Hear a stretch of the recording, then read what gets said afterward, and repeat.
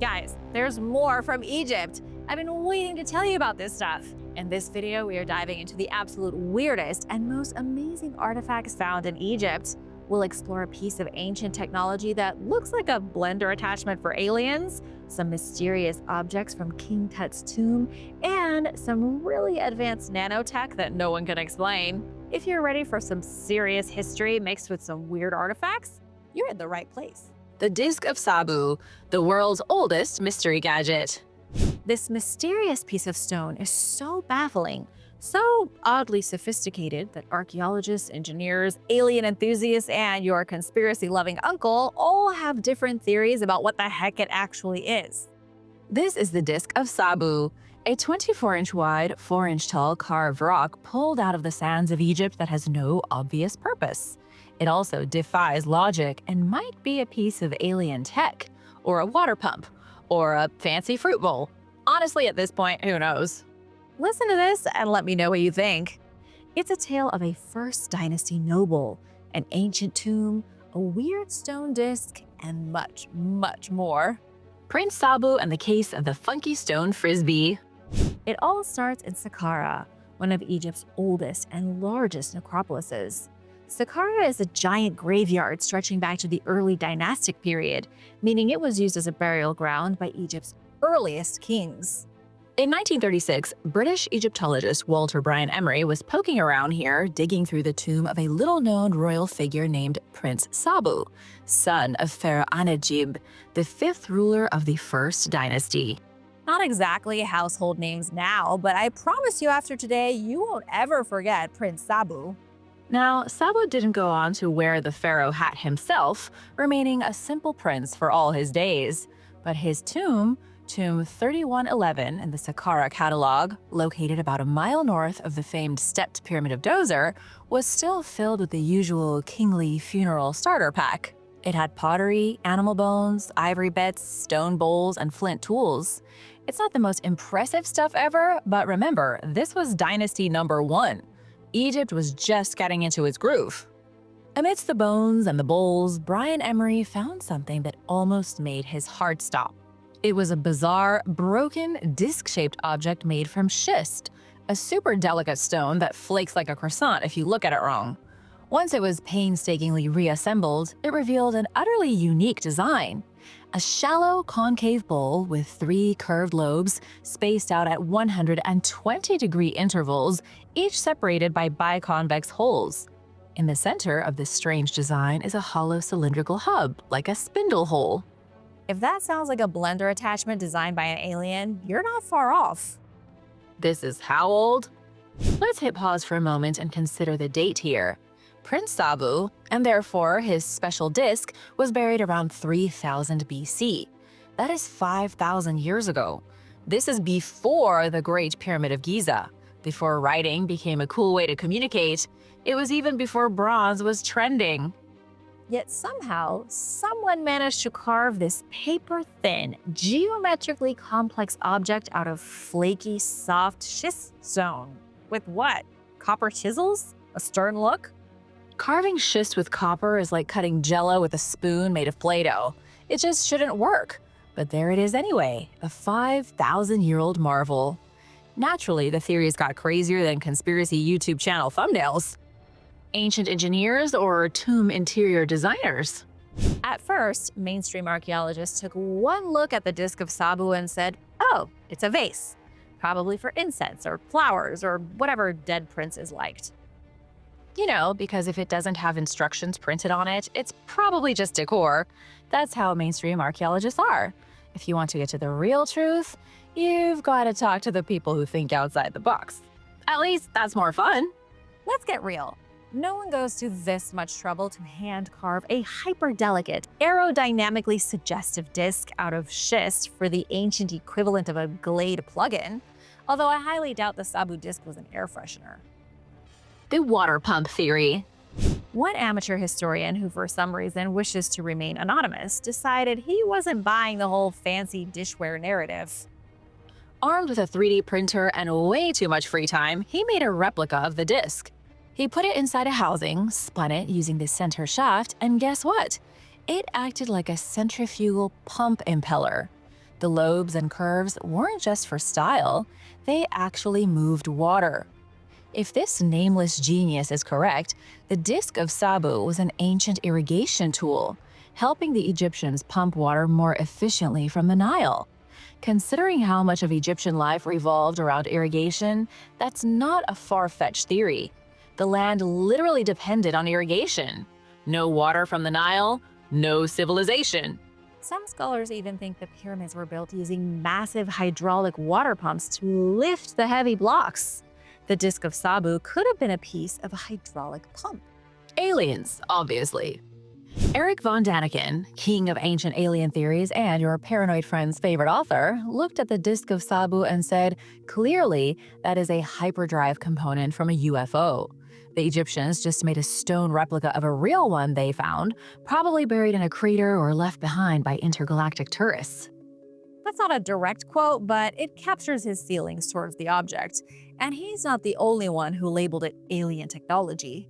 Some people have compared the disc to flywheels developed by Lockheed engineers in the 1970s, designed for storing kinetic energy. Others think it looks like a gyroscopic component from a spacecraft. Sure, it's made from a rock that would crumble under pressure, but that leads to another theory. Like Daniken suggested, what if it's a copy? What if it's a recreation of something metallic and way more advanced? Maybe the Egyptians didn't invent it. They just found it and tried to replicate it with whatever they had lying around, which happened to be some crumbly stone. Schist, as it turns out, is not exactly a starship-grade alloy. Or maybe it's just twine? On the opposite end of the spectrum, there's the humble twine spinner theory. Some say the lobes were for weaving rope. Spin the disc and 3 strands become one, kind of like an ancient yarn tool. But even this seemingly simple explanation raises questions. Like, why would anyone put this much effort into a stone object to do something as basic as twirling twine? Egyptians had easier rope-making tools, and they didn't involve cutting aerodynamic curves into finicky stone like they were auditioning for Project Runway Tomb Edition. No, the twine theory doesn't seem to hold water. Mainstream archaeology versus the mystery mob. Mainstream archaeologists still cling to the incense burner theory, or they call it a container. A container for what, guys? Walter Bryan Emery, the guy who found it, referred to it as a knickknack and a gadget, which is the scientific equivalent of I have absolutely no idea what this thingamabob is. I'm pretty convinced it's not a vase, and I have a feeling that you are too. The craftsmanship, the design, the precision, it all feels deliberate, purposeful, and way too sophisticated for a glorified incense holder. Plus, the working replica proves it is functionally capable of moving water. And here's where things get even stranger. There have been some reports lately of a mysterious golden disc-shaped lid found in Saqqara. Now, you won't find mention of it by any mainstream historians. Live Science isn't talking about it, trusted news sources aren't mentioning it, but there are very convincing videos popping up on social media. Could this golden disc-shaped lid have something to do with the Sabu disc? Could they be different components of the same machine? Let me know your thoughts. The mystery continues. Whether it was an ancient water pump, a prototype from a forgotten civilization, or something the aliens dropped on their way to Atlantis, the disc of Sabu refuses to give up its secrets. But maybe that's the point. Ancient doesn't mean primitive. These early engineers were solving problems in ways you and I are still trying to wrap our heads around. Now that you've got the facts, it's time to make a decision. Egyptian tech or lost alien relic? Let me know in the comments. And now for a quick break because it's shout-out time. I want to give a big thank you to Kevin Pear and Joe Clymer for supporting this channel. Thanks so much for your thoughtful comments. And if you are new here, be sure to hit that notification bell so you don't miss out. And let me know what other topics you'd like to see in the future. The teen pharaoh, the god of the dead, and the mystery staffs. Ancient history fans and lovers of weird old magic, this next story of intrigue and artifact hunting is for you. It's got everything you could ever need. A dead teenage pharaoh, a staff-wielding god of the underworld, and some archaeologists squinting at 100-year-old excavation notes like they're decoding secret cheat codes for Mario.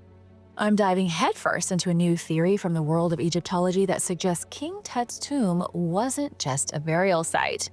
Yes, it was King Tut's final resting place, but it may have also been the set of a full-on resurrection ritual for the god Osiris.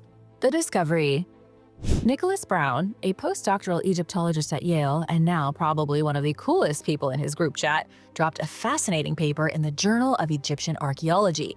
In it, he suggests that evidence found in Tutankhamun's burial chamber shows signs that a sacred rite known as the Awakening of Osiris was performed there.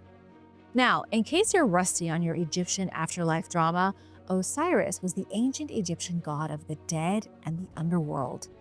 Egyptian myth tells us Osiris was chopped into pieces by his jealous brother Seth as part of their eternal sibling rivalry. Then he was reassembled piece by piece and revived thanks to the combined efforts of his sister wife Isis and his son Horus. Osiris' story is almost like Frankenstein meets Hamlet, but with more eyeliner, fewer soliloquies, and a lot of weird sibling action that probably inspired the Habsburgs. The Awakening of Osiris ritual. Nicholas Brown thinks the ritual happened in King Tut's tomb because of a few suspicious artifacts. 4 clay troughs and 4 staffs were discovered around Tut's burial chamber during the original excavations. You'd be forgiven for thinking, cool, ancient furniture, whatever. But in Egyptology, every vaguely stick-shaped item is a potential magic wand. Brown proposes that these were ritual objects, tools for a ceremonial reenactment of Osiris's awakening. The ritual was designed to transform a deceased person into the god Osiris. The 4 staffs in King Tut's tomb may be representations of Horus's staff, the one he dramatically waves while shouting, "Wake up, Dad," in ancient Egyptian. You know, after his mom/aunt put Osiris back together again. The 4 troughs likely held libations, symbolic water offerings likely retrieved from the Nile River. The Nile water isn't just there to moisturize mummy skin either.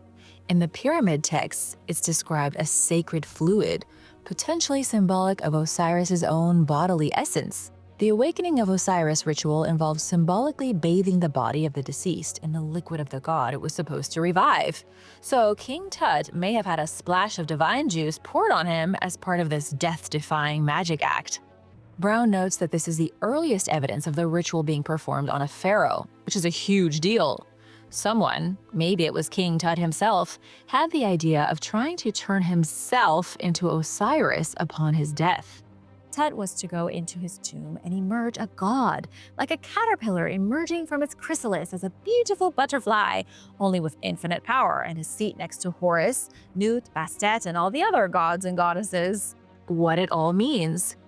Brown's theory reframes Tutankhamun's tomb not just as a final resting place, but as a ceremonial theater and a resurrection lab. When King Tut died, Egypt wasn't just burying a pharaoh. It was reawakening a god, undoing a heresy, and restoring balance to the spiritual force field that held the universe together. Honestly, I think it makes King Tut's story, which is already full of curses, chariots, and mysterious deaths, even more cinematic. Where's the movie already? Gold gods and a mysterious pot. Jackpot! Stop what you're doing and hold on to your hats. Karnak is the biggest temple complex in ancient Egypt. It's a place so huge that you can't help but gasp when it comes into view. So it should come as no surprise that when archaeologists recently started poking around inside the temple, they unearthed treasure. Real treasure. Archaeologists stumbled upon a 2,600-year-old pot of gold. I didn't even know they had leprechauns in ancient Egypt, but here it is, a pot stuffed with gold jewelry, sacred bling, and tiny god statues. Welcome to Karnak. The Karnak temple complex near modern-day Luxor isn't just some dusty old ruin that time forgot. It is the pinnacle of ancient Egyptian temple building. It was the religious beating heart of ancient Egypt.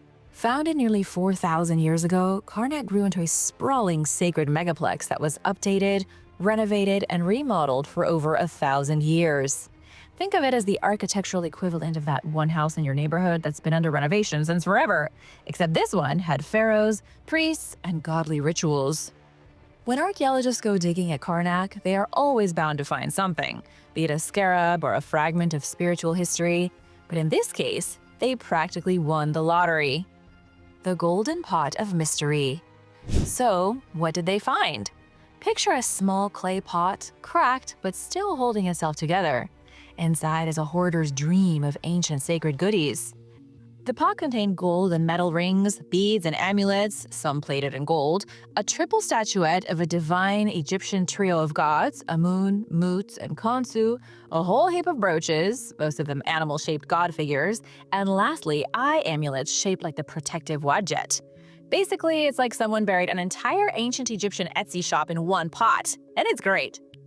Can you guess how old all of these treasures are? The collection dates back to the beginning of the 26th dynasty. That's around 664 BC, give or take a few decades and a sandstorm. The divine jewelry set you can't buy on Amazon. The star of the stash is hands down the triple god statuette, which might have once hung around someone's neck like the world's most overpowered necklace. Because why stop at one god when you can carry an entire divine family? According to Mohammed Abdel Badi, head of Egypt's archaeology sector, this piece and the rest of the treasure likely served more than just a fashion statement. These were amulets of power and protection. You had rings made of precious metals, animal-shaped deities, and wadjet eyes, which are the cream of the crop. Wadjet eyes are those eerie, almond-shaped talismans that ancient Egyptians wore as a way to ward off curses, haters, and bad vibes in general. You know, I think everyone could use a wadjet eye amulet. Honestly, if you showed up to a party in 600 BC wearing this gear, you'd be the coolest kid in school. But why bury it all in a pot? The million-dollar question. Why was all of this stuff buried in a pot like a magical lunchbox? Although the experts are still scratching their sunburned heads, they do have a few good ideas. The artifacts could have been a ritual offering to the gods, a temple treasury deposit like a holy savings account, or someone hiding their valuables during uncertain times and never coming back for them. No one's sure, but either way, it was a deliberate stash. You don't just casually bury gold in a sacred temple unless you're trying to impress some very divine clientele, or hide the spoils of your last heist. What's next? Right now, the newly discovered artifacts are undergoing restoration and documentation. Soon they'll be displayed in the Luxor Museum, where you can admire them behind glass and pretend you're the one who found them. And researchers? They're hoping this find will help decode the mysterious evolution of Karnak during the first millennium BC. Although we all know how great the temple is, the exact details of its evolution over 1,000 years is murky. Each ring, amulet, and statuette is another clue in the giant jigsaw puzzle of how ancient Egypt handled its most sacred business. I wonder where I can get my hands on this kind of bling. Any ideas? A toddler's nature walk turns into an archaeological adventure. Ready for a heartwarming break from the usual treasures and trinkets? A little girl, 3-year-old Ziv Nitzan, is the hero of this next story. Ziv was doing what every toddler does best, collecting random rocks like she was assembling the Infinity Stones, when she picked up a piece of the past. During a stroll at Tel Azekah in Israel, she handed her mom a funny-looking pebble, which turned out to be a 3,800-year-old Egyptian scarab amulet from the Middle Bronze Age. Experts confirmed it was the real deal. The scarab amulet was probably used as a seal or symbol of status. Nearly 4,000 years ago in Egypt, people truly believed that scarabs represented rebirth and divine power. They wore these amulets as a means of protection from all things bad and nasty, and as a little +1 boost to their luck skill. Whoever wore this amulet must have lost it one day. It fell, perhaps snapped right off its chain, and remained in the dust ever since. Then along came a toddler on a nature walk, and boom, here we are. The amulet had been lying among thousands of other ordinary stones, face down, since pyramids were still in active construction, and all it took to be rescued was the imagination of a child. Are you jealous? I know, little Ziv picked up an actual ancient artifact and we can barely find our keys. Let this be a reminder to all the parents out there. When your kid picks up a weird rock, don't roll your eyes. That grubby little treasure might just be older than Moses. Did Egyptians use advanced machines 6,000 years ago? Forget sugar and spice and everything nice. Let's talk about granite, quartz, and limestone. These are all materials you'd usually need diamond-tipped drills, industrial lathes, and a caffeine-fueled CNC operator to shape properly. But if that's true, how did someone do it 6,000 years ago without any of that modern tech and without metal tools? It should be impossible, right? And that's where a newly unveiled private collection of ancient Egyptian vases comes in, throwing scientists into a frenzy. Everything they thought they knew about early civilization might be wrong, again. The vases that shouldn't exist. At the 2025 Cosmic Summit in North Carolina, a Florida businessman turned podcaster named Matt Bial revealed his jaw-dropping collection. He has managed to gather 85 ancient stone vessels, carved from the hardest stuff ancient Egypt had to offer. The collection is ridiculous. It's huge and more than just a little impressive. But the vases themselves are more than just pretty artifacts. They appear to be engineered with insane precision, especially seeing as they are 6,000 years old. According to Bial, the vases show precision, symmetry, and internal geometry so advanced it would make a Swiss watchmaker cry into his magnifying glass. I'm talking surfaces and hollow interiors measured to within thousandths of an inch, as in more precise than most modern manufacturing tolerances. Bial's take is that there is no way these were made with stone and copper chisels. He called the idea ridiculous. And he's not just armchair theorizing like everyone else. He's got CT scans, 3D models, and a team at the Artifact Research Foundation backing him up. These vases are much more than just decoration. The debate rages. Amazingly, this debate has been going on far longer than Matt Bial has even been alive. Back in 1883, OG archaeology legend Sir Flinders Petrie made a very similar observation. He examined Egyptian vases and noted some truly strange features, stating, "The curves of vases are so regular and the polish so fine that it seems as if some mechanical means, such as a rotating appliance, must have been employed." Even in the late 1800s, an age when scurvy was still a concern and the only vaccine available might have been a blood-sucking leech, scholars were raising their eyebrows at these impossibly perfect shapes. They recognized advanced technology even then. Just how precise are we talking? To truly grasp the level of craftsmanship, consider this. In a parallel study, computational scientist Dr. Max Fomitchev-Zamilov from the Moscow Institute of Electronic Technology scanned 22 of these vases. The results were astounding, showing shape errors as tiny as 15 microns. That is an error so minuscule you couldn't even notice it with your naked eye. In fact, that is 10 times more accurate than most modern industrial pottery. And remember, this was supposedly done by hand, using stone, copper, or perhaps even bone tools. Let's take one vase as an example. Its thin granite walls are narrower than your pinky finger, yet they boast perfect concentricity. Inside, you can see horizontal tool marks, suggesting that something was spun, cut, and smoothed with incredible accuracy. Either ancient Egyptian craftsmen possessed literal magic, or we're missing a major part of the story. The mainstream isn't buying it. Even with all the compelling evidence, there are still very loud skeptics. Egyptologist Dr. Salima Ikram of the American University in Cairo has heard it all before, and her take is not flattering. She contends, Given enough time, patience, and skill, the ancient Egyptians could achieve remarkable precision without requiring advanced machinery. this is a fair assessment.